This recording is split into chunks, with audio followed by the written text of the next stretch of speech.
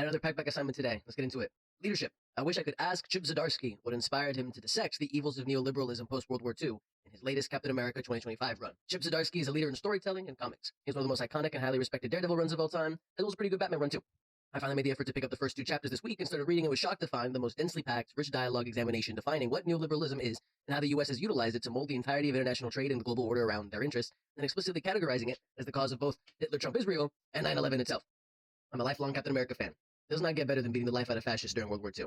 But transitioning Cap into the modern era has always been an awkward job at best. Sometimes there are incredible stories like the Winter Soldier Cap movie that takes the form of a political thriller around having to defy one's own government for the sake of our friends and loved ones, while an amazing concept in itself that forces Cap to remove the rosy lenses he had previously seen the US through, and replace that misplaced loyalty to the system that raised him with a more sensible, undying loyalty to individuals like friends, family, and loved ones. It's a rare sight to behold.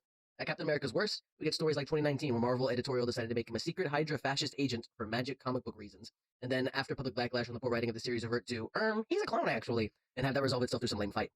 Captain America is at his best when facing the reality that the system is what the system does, which is an expression that correctly removes the cultural propaganda and intent behind systems we are loyal to and reduces them down to the reality that the system produces. In the current 2025 Captain America story, the world did not pause once Cap went on ice. The US government still had wars and soldiers and leaders, like Major David Colton, who enlisted as a kid after witnessing 9/11. His worldview is completely submissive to the will of the US military apparatus without any intent at all in helping civilians, ensuring stability in the region, or even engaging in trying to define what the values of his worldview even are. David Colton is the Captain America, who participated in the invasion of Afghanistan and moved on to Iraq because, as he was told, once you're on a roll, you don't stop, regarding US imperial domination and destabilization of the region. Steve Rogers, Captain America, has yet to fully experience what the neoliberal world order that, since publishing Trump, has blown up and no longer really exists, that defines the American military apparatus and what it means to live anywhere besides the imperial core. While I've only gotten 2 chapters deep, I have heard spoilers. Spoiler warning. That David Colton inevitably learns what the public in real life knows as well to be the truth. The US funded and armed Mujahideen terrorist forces that eventually became Al-Qaeda and ISIS to destabilize the region whose leadership we oppose for being left-leaning, and ultimately those armed terrorist groups correctly recognized that in order to achieve their goal of controlling the respective regions, they needed those regions to be stable, and the biggest international destabilizer and terrorist group is the United States, which resulted in 9/11.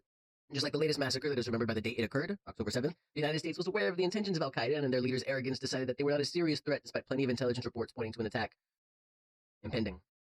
Or at least plane hijackings. We didn't take them seriously. Unfortunately, at some point, we move away from the realm of Alex Jones-style freak conspiracy theories and recognize the publicly disclosed reality of what academics refer to as blowback when it comes to the consequences of violent U.S. interventionism abroad. I wish I could ask Zdarsky what inspired him to write this particular Cap story. I love the politics and the rich, dense history and dialogue, but did the story come from somewhere? Was there a moment in IRL politics or a conversation he had in his personal life that prompted him to take such a leftist and specific stance against neoliberalism in this story? Or is this a story he just wanted to tell? Thank you.